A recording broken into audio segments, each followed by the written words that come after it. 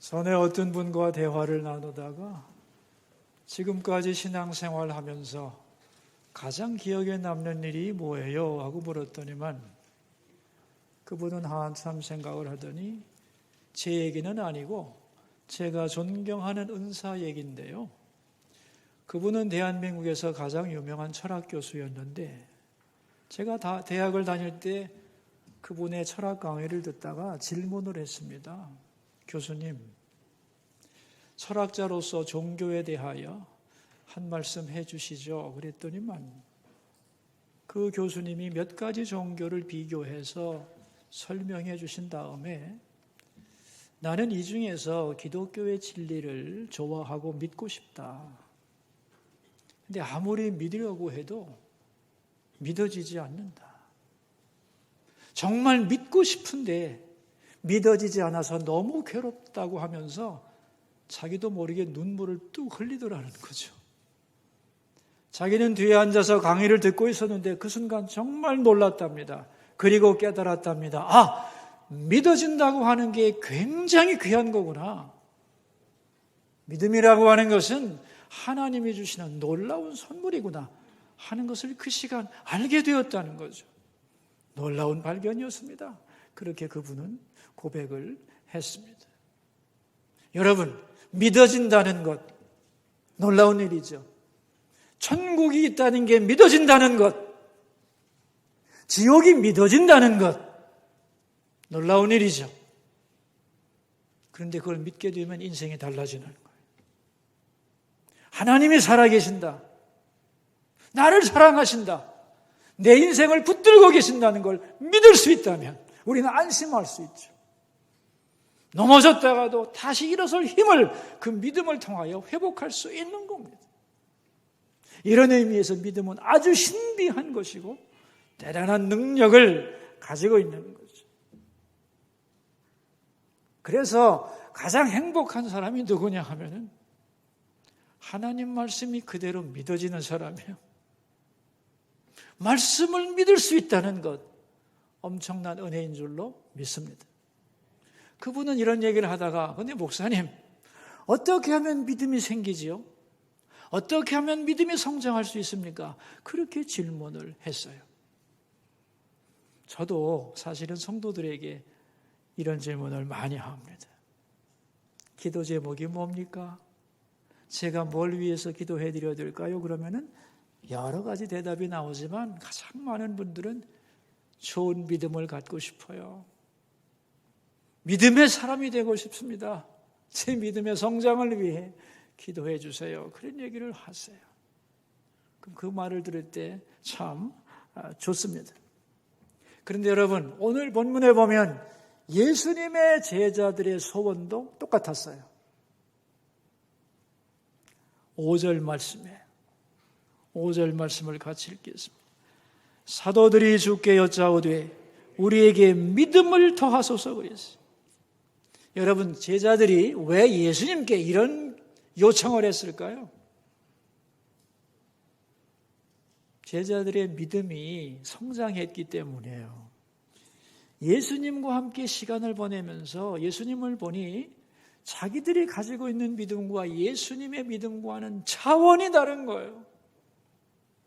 예수님의 믿음은 놀라웠습니다. 저런 믿음만 가지면 불가능도 없겠고 두려움도 없겠고 저런 믿음 담고 싶다, 가지고 싶다는 소원이 강하게 일어나는 거죠.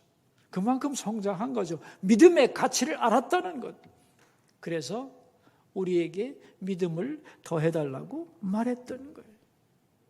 그만큼 믿음은 귀한 거예요. 찬송가에도 있잖아요. 금보다 귀한 믿음은 참법에 되도다. 금보다 귀한 거예요. 모든 중요한 것, 귀한 것 중에 가장 귀한 게 바로 믿음이라는 거예요. 그래서 믿음을 더하소서라고 요청했던 겁니다. 자, 그렇다면 여러분, 어떻게 하면 이 소중한 믿음이 우리 가운데 성장할 수 있을까요? 그 믿음이 커가는 비결이 뭘까요? 우리 성경 말씀 한 구절 찾겠습니다. 로마서 10장 7절입니다. 로마서 10장 17절. 어디라고 했죠?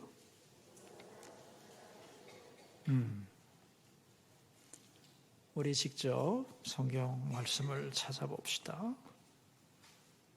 찾으셨나요? 예, 우리 함께 읽습니다.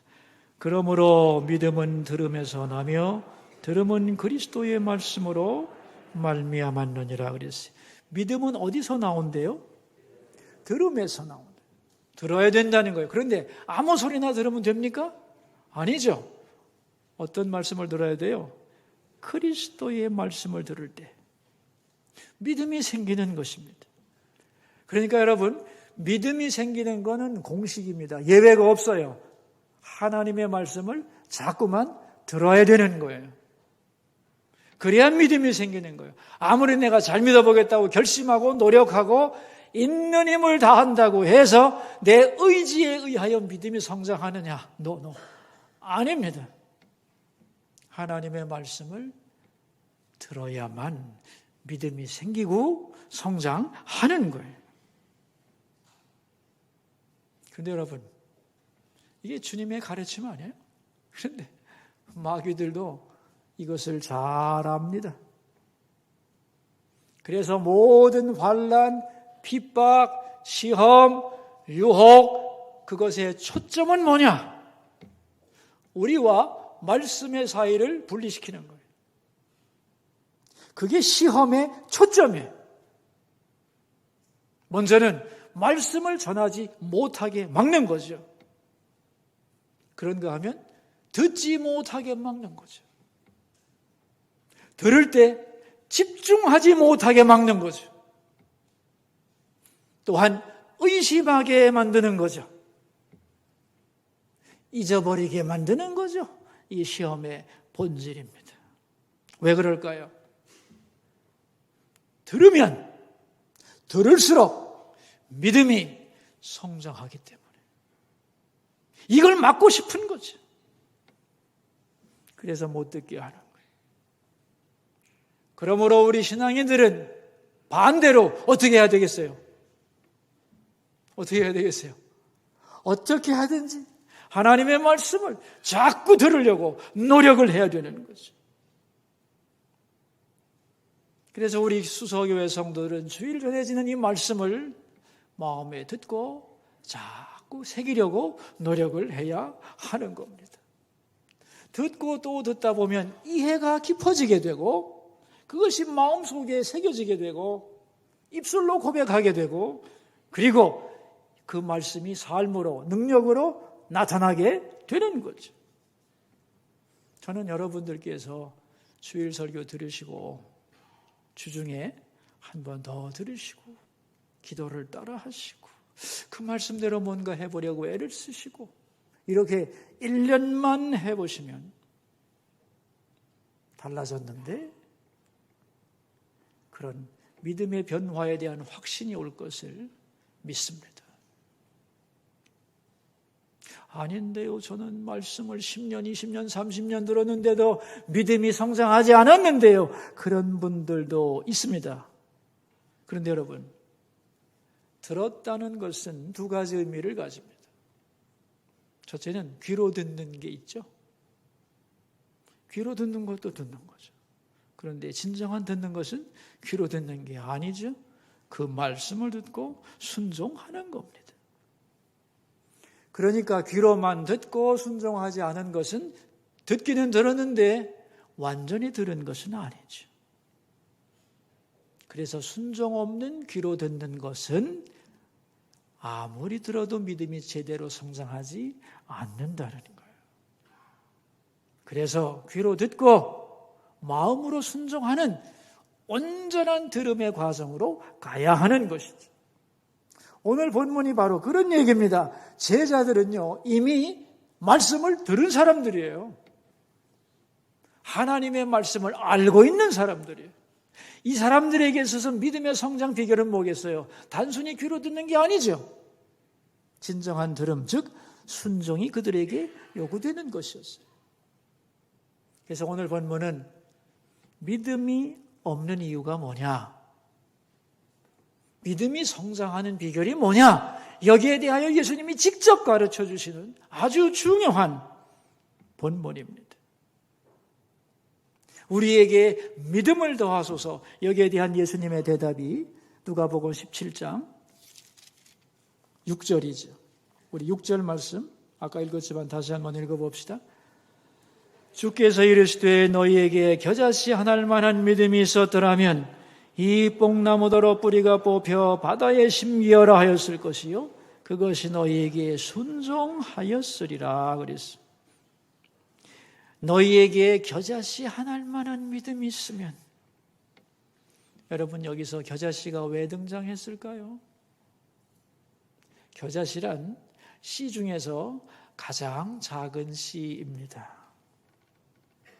여러분 우리나라 사람들은요 작은 것을 설명할 때 좁쌀이라고 하는 용어를 사용해요. 그죠? 좁쌀만하다. 무슨 뜻인지 다 알잖아요. 아주 작다는 거죠. 그런데 겨자씨는 좁쌀의 10분의 1밖에 되지 않아요. 그렇게 작아요. 그래서 겨자씨를 보고 있다가 보면은 겨자씨가 없어집니다. 왜 그러냐면 자기도 모르게 숨을 쉬는데 이 콧김에 날아가 버리기 때문에 어디 갔지? 이런 경우가 많은 씨가 겨자씨예요. 그래서 이스라엘 사람들에게는 이 겨자씨가 작은 것의 상징입니다. 그런데 이 겨자씨는 크게 되면은 엄청나게 큰 나무가 돼요. 그러니까 작지만 생명력이 있는 그런 믿음을 가리킬 때 겨자씨 같은 믿음이라고 말하는 거예요. 자, 그렇다면 그 다음에 이제 이 뽕나무더러 뿌리가 뽑혀서 바다에 심기오라 하는 말씀이 나오는데, 이 뽕나무는 어떤 나무냐 하면은 이 팔레스타인의 뽕나무는 특징이 있어요. 뿌리가 땅 속에 아주 깊이 박혀 있고 넓게 퍼져 있어서 뽑아내기가 여간 어려운 게 아니에요. 잘 안 뽑아지는 것의 대표가 뽕나무입니다. 근데 이 뽕나무가 뿌리째 뽑힌다는 거 쉬운 일이 아니죠. 거의 불가능한 거죠. 그리고 뽑힌다고 해도 이걸 바다에 심는다고요? 이거 어떻게 심겠어요, 이게? 땅에다 심는 것도 아니고. 뽕나무가 뿌리째 뽑혀서 바다에 심기운다는 말은 불가능한 것이라는 관용어구입니다. 그러니까 겨자씨만한 믿음이 있다면 뽕나무가 뿌리째 뽑혀 바다에 심기워지리라는 말은 작지만 살아있는 믿음을 가졌다면 불가능한 것도 가능해진다는 거예요. 그게 믿음의 능력이다. 그런 얘기입니다. 근데 여러분 오늘 예수님과 제자들의 대화를 잘 보시면 뭔가 포인트가 어긋나고 있다는 걸 느낄 수가 있어요. 질문과 대답이 약간 달라요. 왜냐하면 제자들이 생각하는 믿음과 예수님이 생각하는 믿음의 차이가 생겨나기 때문에 그래요. 제자들 생각에는 자기들이 믿음이 크다고 생각하고 있어요. 다른 사람들보다 우리가 믿음이 크다는 거예요. 근데 예수님은 우리보다 더 커. 그래서 더 큰 믿음이 주어지기를 원했습니다. 근데 예수님은 믿음의 크기는 아무 의미가 없다는 거예요. 겨자씨만한 아주 작은 믿음만 있어도 된다는 겁니다. 믿음의 크기는 아무 중요한 게 아니라는 거예요. 작아도 되는데 살아있는 믿음이어야 한다는 거예요. 그럼 살아있는 믿음이란 뭐냐 하면 순종하는 믿음이고 행동하는 믿음입니다. 그런 믿음이 진짜 믿음이라는 거예요. 그러면서 오늘 본문에 예를 들어주고 있습니다. 7절 말씀인데 같이 한번 읽겠습니다. 너희 중 누구에게 밭을 갈거나 양을 치거나 하는 종이 있어 밭에서 돌아오면 그더러 곧 와 앉아서 먹으라 말할 자가 있느냐? 그래서 어느 집에 종이 있는데 이 종이 하루 종일 밭에 가서 일을 하고 돌아왔습니다. 혹은 양을 치고 돌아왔어요. 얼마나 피곤하고 시장하겠어요. 그럼 주인이 기다렸다가 아이고 어서 오너라, 오늘 고생 많았지, 배고프겠다, 여기 밥 해놨으니까 먹고 편히 쉬어라, 이렇게 말하는 주인이 있느냐는 거예요. 종에게 없지. 그렇게 돌아온 종에게 주인은 뭐라고 하느냐? 8절입니다. 도리어 그더러 내 먹을 것을 준비하고 띠를 띠고 내가 먹고 마시는 동안 수종 들고 너는 그 후에 먹고 마시라 하지 않겠느냐? 피곤해서 돌아온 종에게 뭐라고 하느냐? 이제 밥해라, 음식을 차려라, 그런다는 거예요. 그럼 종은 부지런히 음식을 준비해가지고 주인에게 가져오겠죠? 그것으로 끝이 아니야. 내가 먹는 동안 너는 서서 내 시중을 들어라, 그런다는 거예요. 그래서 주인이 그 식사를 다 배불리 충분히 먹은 다음에, 그 다음에 종은 식사를 할 수 있는 거예요. 그런데 주인이 다 배불리 먹고 나서 9절 말씀 읽겠습니다. 명한 대로 하였다고 종에게 감사하겠느냐? 얘야, 네가 피곤한데 애써서 음식 만들어서 시중 들어줘서 내가 잘 먹고 감사하다, 너 참 수고했다, 고맙다고 살해하겠느냐? 할까요? 안 한다는 거예요. 왜? 종이니까. 주인이 종에게 항상 그런 거니까, 종이 할 일이 그거니까. 그래서 10절 말씀 읽겠습니다. 이와 같이 너희도 명령받은 것을 다 행한 후에 이르기를 우리는 무익한 종이라 우리가 하여야 할 일을 한 것뿐이라 할지니라. 그래서 종은 최선을 다하여 주인을 섬긴 후에 뭐라고 말해야 되느냐? 저는 무익한 종입니다. 해야 할 일을 했을 뿐입니다. 라고 겸손히 대답해야 한다는 겁니다. 이게 종의 본분이라는 거예요. 이런 마음을 가질 때 믿음은 것이다, 그런 뜻입니다. 자, 여러분의 이해를 돕기 위해서 이 종이 한 일을 단계적으로 설명을 해드리겠습니다. 이 종이 한 일이 뭐냐? 첫째는 순종을 했습니다. 주인이 하라는 일을 했어요. 어떤 일을 시켜도 NO라고 말하지 않고 네, 알겠습니다 하고 거부하지 않고 그 일을 그대로 순종하며 했습니다. 두 번째는 뭐냐? 충성했습니다. 힘들다고 불평하지 않았고 요령을 피우지도 않았고 자기의 최선을 다해 수고를 한 거죠. 마지막으로는 겸손하게 고백합니다. 뭐라고? 무익한 종입니다. 해야 할 일을 했을 뿐입니다. 더 이상 아무것도 요구하지 않습니다. 그것으로 족하다는 겁니다. 여러분, 참 이상하죠? 믿음을 더 해달랐는데 왜 이런 종의 얘기를 하셨을까요? 예수님은. 조금 전에 말했지만 이 사도들은, 제자들은 자기들이 믿음이 크다고 생각했잖아요. 더 큰 믿음 달라고 그랬잖아요. 근데 예수님은 아니다. 겨자씨 하나만한 믿음만 있어도 충분하다는 거예요. 그러니까 제자들은 믿음의 양과 크기를 생각했지만 예수님은 믿음의 질이 더 중요하다.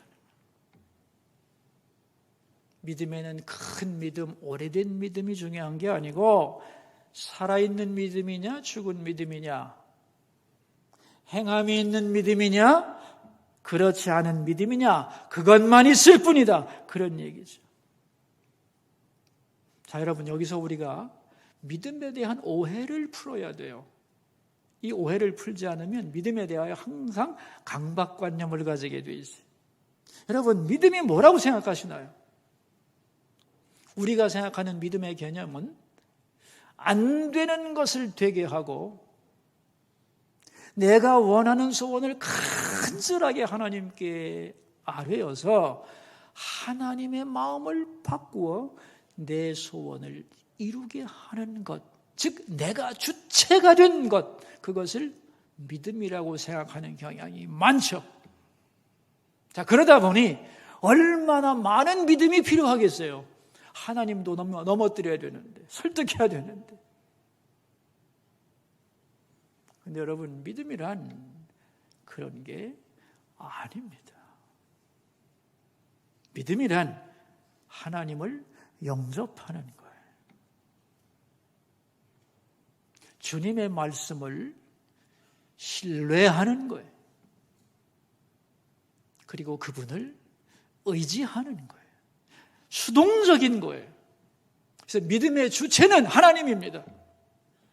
나는 받아들이는, 영접하는 자이고. 그래서 마치 믿음은 뭐와 같으냐 하면은 퓨즈와 같은 거예요. 퓨즈. 여러분 현관에 보면은 바깥에서 전기가 들어오는데 이 퓨즈를 통해서 집에 있는 모든 이 전기 기계가 작동되는 거 아니에요, 그죠? 이게 연결이 되지 않으면 모든 게 작동되지 않는단 말이죠. 그래서 퓨즈가 커야 되느냐? 클 필요가 없어요. 연결만 되면 되는 거예요. 그러니까 큰 믿음이 필요한 게 아니다. 작은 믿음만 있어도 되는데 그 믿음이 살아있는 믿음이 된다면 그 작은 믿음을 통하여 하나님의 능력이 엄청나게 역사한다는 거예요. 왜냐하면 역사를 일으키는 건 우리가 아니잖아요. 위대한 하나님이 우리의 작은 믿음을 통하여 큰 일을 이루신다는 것을 믿으라는 거예요. 그러니까 믿음이라고 하는 것은 내 소원을 강요하는 게 아니에요. 하나님이 내게 하라고 하시는 그 작은 명령을, 비록 그것이 내 눈에는 불가능하게 보여도 그 말씀에 의지해서 한 발을 내디디는 것, 이게 믿음이라는 거예요. 예를 들면 이스라엘 백성들이 출애굽하여 나가다가 홍해를 만나게 되었는데 이 막막한 현실 앞에서 하나님이 하라고 하신 게 뭐냐 하면은 지팡이를 들어 바다를 치라 그랬어요. 모세가 하려고 했던 게 아니에요. 모세가 주체가 아니라는 거예요. 하나님이 그 일을 모세에게 시킨 거예요. 모세가 볼 때는 이 지팡이를 들어서 바다를 치는 게 아무 의미가 없어 보이고, 막모를 친다고 뭐가 변하겠어? 가능성이 없어 보여. 그러나 주께서 하라고 하시니 그 말씀에 순종하여 작은 순종으로 쳤습니다. 어떻게 돼요? 홍해가 갈라지지 않습니까? 놀랍고 위대한 역사가 일어나는 거죠. 신약 성경에 보면 누가복음 5장 5절인데 예수님께서 베드로에게 말해요. 고기 많이 잡았냐고 그랬더니 못 잡았다고. 그러자 예수님이 깊은 데로 가서 그물을 내리라, 그렇게 말씀을 하세요. 아니, 밤새도록 못 잡고 그물을 다 씻고 이제 집에 가서 자려고 하는 사람에게 그 아침에 깊은 데 가서 그물을 내리라고 하는 것은 어부에게는 말도 안 되는 얘기입니다.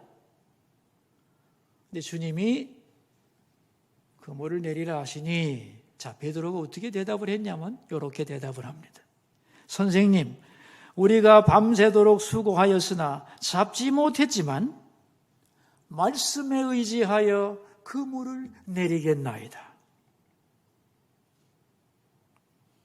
그리고 그물을 내렸는데 웬걸 고기가 하도 많이 들어가서 그물을 당기니 그물이 찢어져서 다른 동료들을 불러서 그것을 꺼냈다는 얘기입니다. 이게 믿음이라는 거예요.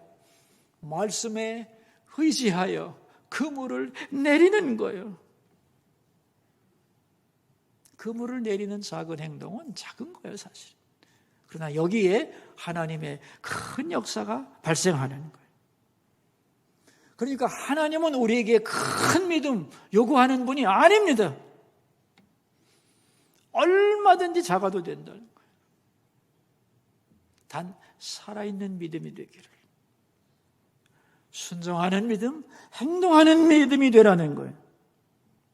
그러므로 너희들은 큰 믿음에 붙들리지 말고 작은 믿음이라도 좋은데 순종하는 믿음을 가지라. 거기 하나님의 위대한 역사가 나타나는 거다. 왜? 능력은 나에게 있는 게 아니기 때문에. 능력이 하나님이 작은 믿음을 보고 크게 역사하는 것을 잊지 말라는 거예요. 여러분, 우리가 얼마 전에 새생명 축제를 했잖아요. 그죠? 믿지 않는 분에게 전도해서 그 사람을 교회로 인도하는 일. 저는 말입니다. 사실 그게 뽕나무에 뿌리가 뽑혀서 바다에 심기워지는 일처럼 어려운 거라고 생각을 해요. 아닙니까? 어려운 거예요, 여러분. 인간의 힘으로는 불가능한 거예요. 우리에게도 능력이 없고 그 사람에게는 완고한 세상 가치가 그를 지배해요. 불가능한 거예요, 그거는 사실은. 그러나 하나님이 하라고 하시면 한번 해보지 뭐. 나는 시간도 없고 다가가기도 버거운 게 많고 가능성도 없어 보이지만 순종하는 마음으로 작은 시도를 하게 될 때 거기에 역사가 일어나는 거예요. 그 사람을 지배하던 세상의 가치관에 뿌리를 깊이 내리던 그가 흔들려서 뽑혀서 믿음의 공동체, 은혜의 바다에 심기워지던 역사가 일어나는 겁니다, 여러분. 우리는 상상할 수 없죠. 그러나 믿음은 그런 것이라는 거예요. 그래서 우리가 언제나 잊지 말아야 될 것은 내가 큰 믿음이 있어서 큰 일을 한다. 믿음이 없기 때문에 못한다. 그런 생각을 가지면 안 됩니다. 언제나 우리의 믿음은 작은 믿음일 뿐이에요. 그런데 이 작은 믿음을 통하여 큰 일을 이루시는 분이 바로 하나님이라는 것. 아멘입니까? 그래서 믿음의 본질은 순종하는 거예요. 받아들이고 순종하는 것이고 명령대로 행동하는 것이고 진정으로 충성하는 것이고 그리고 겸손하게 나는 무익한 종입니다. 이런 고백이 우리의 믿음을 성장시킨다는 겁니다. 자, 이제 여러분 방향을 바꾸어서 한번 생각해 볼까요? 그럼 우리의 믿음이 성장하지 않는 이유는 뭐지? 오늘 본문에 다 들어있습니다. 믿음이 성장하지 않는 이유, 나에게 원래 믿음이 없기 때문인가? 여러분 믿음 있어요 없어요? 여러분에게 여러분 믿음 있으세요 없으세요? 있습니다. 하나님을 믿잖아요. 그 믿음으로 충분한 거예요. 믿음 없다 하지 마세요, 여러분. 넘칩니다. 믿음은. 중요한 것은 순종하느냐는 거예요. 행동하느냐는 거예요. 밭에 나가서 일해라, 들에 가서 양을 치라고 할 때 네 하고 순종해야 돼요. 그런데 왜 내가 해야 돼요? 나 바빠요. 나는 못합니다. 다른 사람 시키세요 하고 거부하면 안 된다는 거예요. 알겠습니다. 아멘 하는 순종이 필요한 거지. 그래서 순종하여 일을 조금 했어요. 그러면 그 조그만 일을 해놓고 내가 이만큼 일을 했다 하고 다른 사람들이 알아주기를 바라고 칭찬을 바라고 계산을 하고 왜 몰라주지? 이런 생각을 하면 안 된다는 거예요. 내가 저 사람보다 더 오래 믿었는데 한 일이 더 많은데 이렇게 비교하면 안 되는 거예요. 근데 왜 저 사람이 나보다 앞서가지? 질투하면 안 되는 거예요. 근데 우리 인간이란 참 가벼워서 일을 조금 하고 나면 그걸 계산하고 그것 때문에 교만해지고 남과 비교하고 이러면서 우리의 신앙이 금이 간 거라. 그런 얘기입니다, 여러분. 제가 목사로서 이렇게 성도님들을 보면 신앙생활을 쭉 하다가 어느 순간에 신앙이 쭉 하고 점프하는 기회가 와요. 항상 오게 돼 있어요. 근데 그 점프하는 직전에 반드시 테스트가 있어요. 바로 여기에 다 걸리는 거예요. 저것만 꾹 참고 좀 더 겸손하고 좀 더 충성되고 좀 더 감격하면 되겠는데 그걸 못 견디고 홀랑 쏟아버리고 믿음이 다시 원위치로 돌아가는 것을 보면 안타까울 때가 굉장히 많습니다. 오늘 본문을 통하여 우리가 잊지 말아야 될 것은 주님이 우리의 주인이라는 것, 그리고 우리는 그분의 종이라는 것, 나의 모든 것이 그분 것이라는 것, 나의 건강도 나의 시간도 생명도 그분의 것이죠. 아멘입니까? 주님과 나와의 관계, 종의 의식을 분명히 가질 것이고 그 주인께서 고맙게도 나를 사용해 주기 위해 부르신다는 것. 내가 뭔데 나를 써주시나? 이런 감격이 있어야 된다는 거예요. 그리고 하고 나서도 더 잘할 수 있었는데, 더 충성할 수 있었는데 이거밖에 못해서 죄송합니다. 이런 마음, 이런 겸손한 마음, 거기에 주님은 믿음을 부어주시는 거예요. 그 마음을 위로하시고 큰 믿음의 사람이 되도록 그를 성장시켜 주는 겁니다. 여러분 지금까지 잘 살아오셨는데 앞으로 남은 인생도 주께서 나를 써주시기를 기대하고 주께서 말씀하실 때 순종하고 감격하면서, 그럼에도 불구하고 저는 부족한 사람일 뿐입니다. 주의 은혜 아니면 살 수 없습니다. 주님 나를 사용해 주옵소서. 그러면서 더 믿음의 성장의 역사가 있기를 주의 이름으로 축원합니다. 기도하겠습니다. 들은 말씀을 생각하면서 우리 기도함으로 주님 앞으로 나갑시다. 첫 번째 기도 제목입니다. 우리에게 믿음을 더하소서. 작지만 살아있는 믿음, 순종하는 믿음, 행동하는 믿음을 갖게 해주시고 그래서 믿음의 능력을 경험하며 살게 하소서. 기도하겠습니다. 여러분 자기 목소리가 자기 귀에 들리도록 소리내서 기도합시다. 주여, 제자들은 주님께 믿음을 더해달라고 요청했습니다. 주님은 그들에게 말씀하셨습니다. 얘들아, 큰 믿음이 중요한 게 아니다. 겨자씨같이 작아도 돼. 그러나 살아있는 믿음, 순종하는 믿음, 행동하는 믿음이 되라. 그러면 내가 네 작은 믿음을 통하여 큰 역사를 이룰 거다. 그 역사를 보면 너는 놀라게 될 것이고 너의 믿음은 더욱 성장할 거다. 약속하셨습니다. 내가 주체가 되어 뭘 하는 게 아니라 하나님이 명하실 때에 그 음성에 순종하여 나가는 참 믿음의 사람들이 되게 하옵소서. 두 번째 기도 제목입니다. 수소의 성도들이 기도에 힘쓰게 하시고 영육간에 강건하게 하시고 어려운 문제들을 잘 해결할 수 있는 지혜와 용기를 주옵소서. 우리 성도들을 위해 함께 기도합시다. 하나님, 우리 수소의 성도들이 오늘 모였습니다.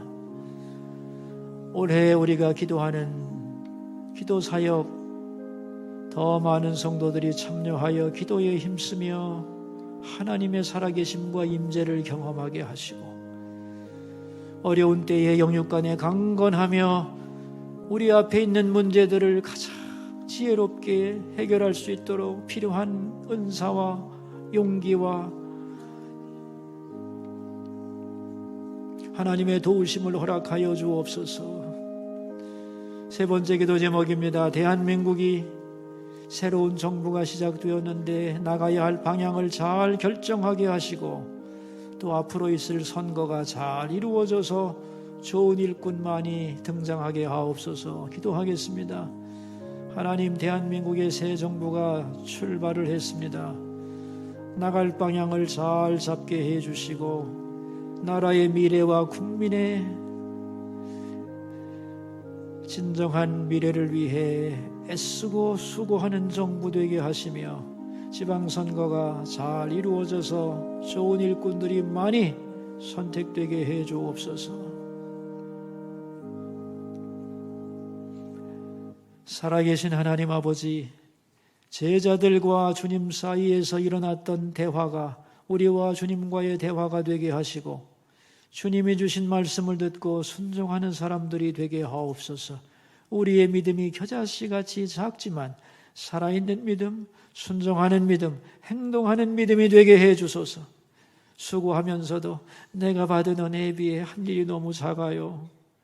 그렇게 겸손히 고백하는 무익한 종의 고백이 우리 가운데 항상 있게 하여 주시고 주의 일에 동참하는 것 자체를 기뻐하면서 나를 써주시던 하나님께 감사와 영광을 돌리며 살아가는 참 믿음의 사람들이 다 되게 하여 주옵소서. 존귀하신 예수님의 이름으로 기도하옵나이다. 아멘.